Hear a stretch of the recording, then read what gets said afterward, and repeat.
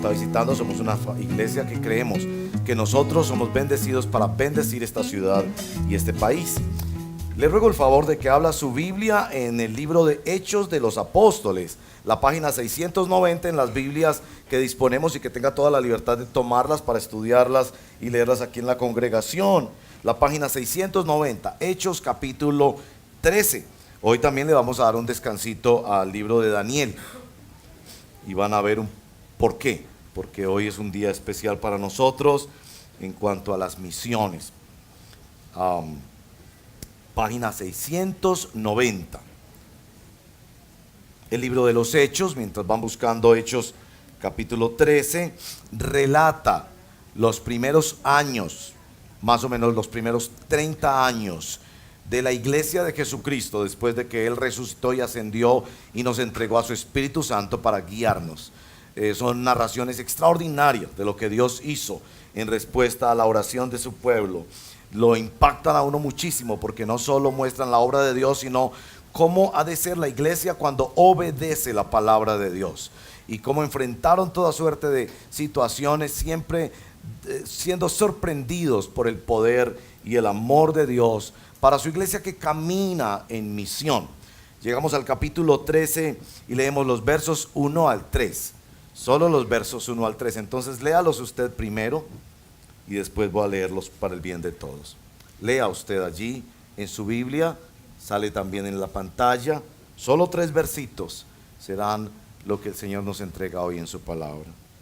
Iglesia de Antioquía eran profetas y maestros: Bernabé, Simeón, apodado el Negro, Lucio de Cirene, Manaén, que se había criado con Herodes el tetrarca, y Saulo.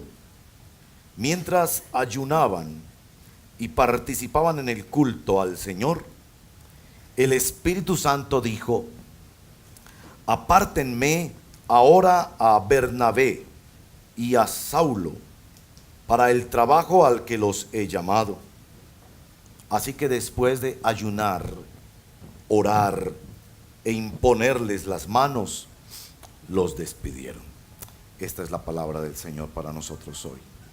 Señor, te damos gracias por la forma en que tú guías a tu iglesia, siempre desafiándola a creer que como vasos de barro que contienen el tesoro extraordinario de tu evangelio, somos llamados a estar en esta tierra predicando con nuestras voces y con nuestras vidas, apoyados en tu santa palabra, el evangelio que confronta y ofende el corazón humano empecinado en el pecado, y evangelio que ofrece la esperanza preciosa del amor de Dios en Cristo Jesús para la salvación de todo aquel que crea, para que no se pierda, sino que tenga vida eterna.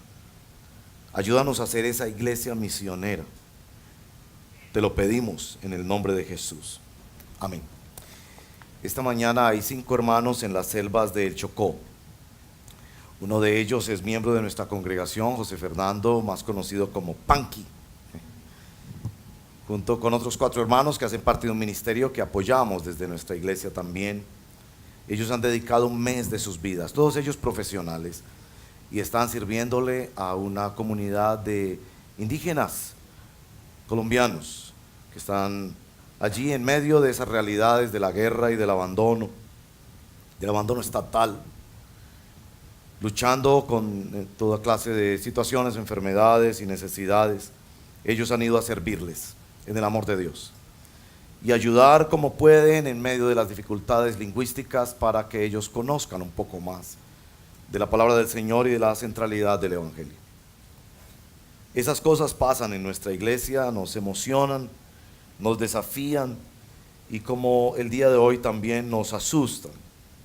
Nos asusta pensar que Dios nos ha puesto como iglesia la comisión de no solo mirar los próximos 4 años, sino mirar más allá de Colombia y las próximas décadas, cómo vamos a predicar el evangelio, no solo a nuestra ciudad y a las personas que estamos aquí en esta congregación, sino a otras naciones, aún a otras culturas. Este pasaje, tan sencillo como es, nos presenta tres realidades de la iglesia. La primera, que es una comunidad de hermanos y hermanas, donde se ponen de acuerdo en hacer obra misionera. Las misiones comienzan en la iglesia, en la comunidad cristiana.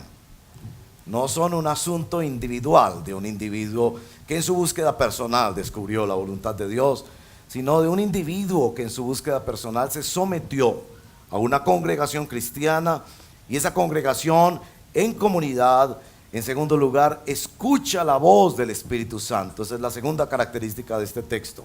Escucharon que Dios estaba diciendo algo a la iglesia, algo desafiante, absolutamente desafiante para su contexto. Y en tercer lugar, no solo es una comunidad que hace misiones desde la comunidad en la escucha del Espíritu Santo, sino que es una comunidad que hace misiones en la escucha del Espíritu Santo y obedece de una manera sorprendente y sobresaliente, como se nota en este pasaje. Veamos esas tres características. Primero, la comunidad. Usted observa la lista de personas que están en ese texto. Bernabé, ¿quién es el segundo? Simeón, lo llamaban el negro. Lucio de Cirene, no sabemos mucho de ellos. Manaén nos informa que se había criado con Herodes el tetrarca. Ese fue el papá del Herodes que ha muerto en el texto anterior. Y Saulo, sabremos que ese Saulo es el gran apóstol Pablo, pero apenas está comenzando y todavía no se le ha cambiado el nombre. Es una comunidad porque tienen cosas en común. Los estudiosos del libro de los Hechos han resumido 5 cosas en común que tiene la iglesia del libro de los Hechos de los Apóstoles. Esas 5 cosas las hemos cotejado aquí en nuestra congregación como 5 grandes propósitos de nuestra iglesia. Usted lo va a ver en las carteleras, lo va a ver en nuestro lenguaje, son transversales a todo nuestro ministerio, porque lo que nos une a nosotros en esta iglesia no es que nos guste cantar, o nos guste escuchar al predicador, o nos caigamos bien los unos en los otros.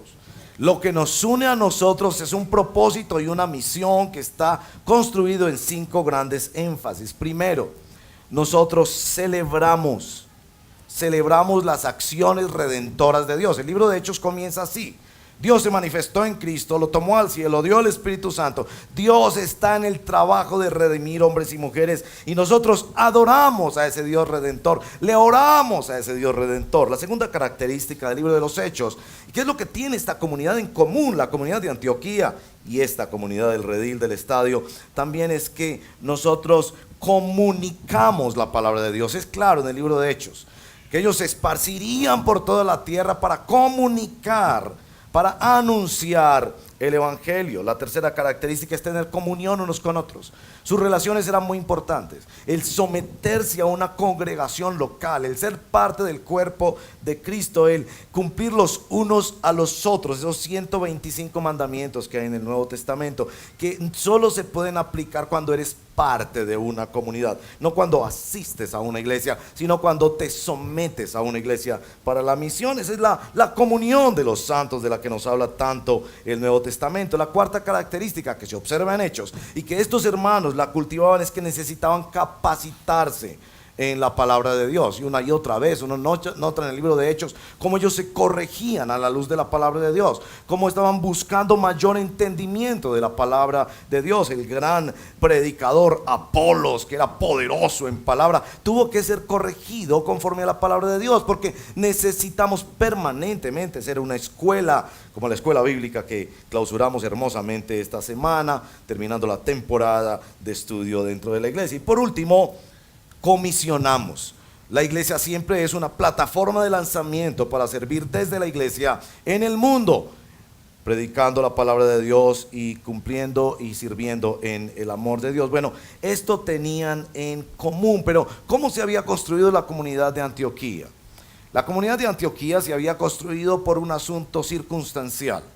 Después de que Esteban fue muerto, el primer mártir de la primera iglesia, ellos se fueron por todas partes, pero al principio ellos todavía no creían que el evangelio era para todas las naciones y no hablara mucho. Sin embargo, algunos interesantes de Cirene y de Chipre particularmente eran originarios los que llegaron a Antioquía y predicaron el evangelio. Y Dios, cuando se predica el evangelio, construye iglesia. Por eso nosotros creemos en la plantación de iglesias, no porque sea una multinacional que se expande, sino porque cuando se predica la palabra de Dios hay necesidad de cumplir estos 5 propósitos y se construye así la iglesia. Ustedes ven que el primer personaje que se menciona allí es Bernabé. En ese momento de la historia de la iglesia, Bernabé era un personaje muy muy importante, no solo por su generosidad, sino por su capacidad de mentoreo o de mentoría. Una palabra que se usa muy frecuentemente hoy en día en círculos empresariales. Quizás les gusta más la palabra en inglés, coaching. Él fue el que le hizo el coaching a Pablo. Saulo era un tipo que se había convertido por la gracia de Dios, pero no lo querían en la iglesia porque él había perseguido la iglesia. Y Bernabé lo introduce a la iglesia. Después toman a Juan Marcos y se convierte así en una comunidad de discípulos donde se ayudan unos a otros. Cuando hablamos de discipulado, se ayudaban unos a otros. Se ayudaban a servir. En el capítulo anterior ellos han recogido una ofrenda para la iglesia en Jerusalén. Se ayudan a proyectar la obra de Dios. ¿En medio de qué contexto está esta comunidad? Si miran el texto anterior, la muerte de Herodes. Si van un poco más atrás, la persecución. Muy interesante este texto porque están precisamente en la gran expectativa de quién será el siguiente gobernador. Ha muerto Herodes por juicio de Dios y están en la expectativa de quién será el siguiente, parecido a nuestro día de hoy. Y están también, como la iglesia cristiana en Colombia, temerosa de la persecución. Había habido persecución, habían matado a Jacobo, el primer pastor de la iglesia, habían encarcelado a Pedro y fue liberado milagrosamente por un ángel. Y la iglesia reunida tiene miedo. Y en medio de todas esas realidades políticas y de esos temores, ellos están centrados en la necesidad de seguir predicando el evangelio. Si ven el capítulo 12, verso 24, pero la palabra de Dios seguía extendiéndose y difundiéndose. Eso era lo que más les interesaba. A ellos no les interesaba que la gente los tratara bien, que hubiera políticas que los protegiera. Ellos querían sobre todo ser agentes de transformación mediante la predicación de la palabra de Dios. Esta es la comunidad de Antioquía. La comunidad de Antioquía. Antioquía. Hay 2 Antioquías en el Nuevo Testamento, la Antioquía de Siria, la Antioquía de Pisidia. Ambas fueron fundadas en nombre de un personaje mencionado en el libro de Daniel. No nos vamos a desprender mucho de Daniel. Daniel profetizó que vendría un hombre, ese fue Antíoco Epifanes, que trajo una corrupción en la liturgia del templo, quitó los adoración de Dios, hizo cosas perversas. Un hijo de él consagró estas ciudades y les puso el nombre de Antioquía. Y ustedes creen que cómo se le puso el nombre a nuestro departamento donde estamos, o desde donde estamos hoy predicando el evangelio. Antioquía. Es como los chistes de Dios, ¿no? Allá donde abundó el pecado, allí vino a abundar la gracia del Señor. Esta es la comunidad de Antioquía, una comunidad que juntos piensan cómo pueden extender el reino de Dios en medio de circunstancias difíciles como las que vivimos nosotros hoy en día. La segunda característica de esta comunidad es que es una comunidad que busca y escucha a Dios. El texto nos deja ver claramente que se pusieron de acuerdo en el ayuno. No sabemos de qué se trataba ese ayuno. El próximo domingo les voy a hablar más sobre el ayuno porque encontramos a Daniel en el capítulo 10 haciendo un ayuno, así que no voy a hablar mucho de ese importante tema. Pero sí quiero hacer una pregunta para prepararlo hasta la próxima semana. ¿Hace cuánto usted no ayuna? Porque la próxima semana, a propósito, les voy a proponer que hagamos un ayuno de 21 días. Pero ¿hace cuánto usted no ayuna? Estos hermanos se pusieron de acuerdo en ayunar. ¿Para qué? ¿Para adelgazar? ¿Para demostrar que tenían fuerza de voluntad? Es claro que se pusieron de acuerdo en ayunar para buscar dirección de Dios, ministrándolo, sirviéndole culto al Señor. Había una mezcla preciosa de adoración y ayuno. Aquí ayunamos todos los sábados en la mañana y siempre cuando tenemos la adoración es tan bello poder estar declarando que Dios es el que tiene control de la historia y simultáneamente diciéndole: Señor, guíanos por favor. Y precisamente en esos contextos es donde Dios sorprende a su iglesia, porque ese día ellos no esperaban que ese día Dios iba a confirmar en la comunidad que busca la voz de Dios el llamado de dos hombres que fueron precisamente los precursores del movimiento misionero de la primera iglesia, que no comenzó en Jerusalén. Ese movimiento misionero comenzó en la iglesia de Antioquía. Desde allí se enviaron los 3 famosos primeros viajes de Pablo, donde formó una compañía de discípulos misioneros extraordinaria y nos dio a nosotros el ejemplo. Ya teníamos el llamado y la orden del Señor, pero el ejemplo de cómo hacer misiones en obediencia al Espíritu Santo.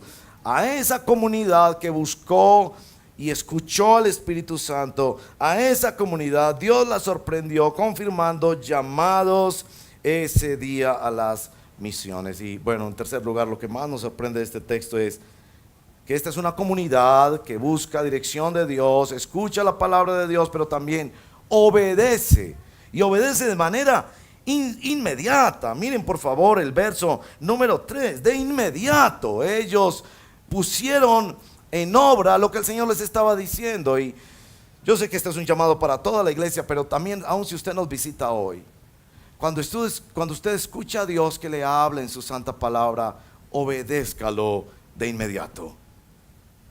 Si usted no obedece a Dios de inmediato, su corazón se endurece.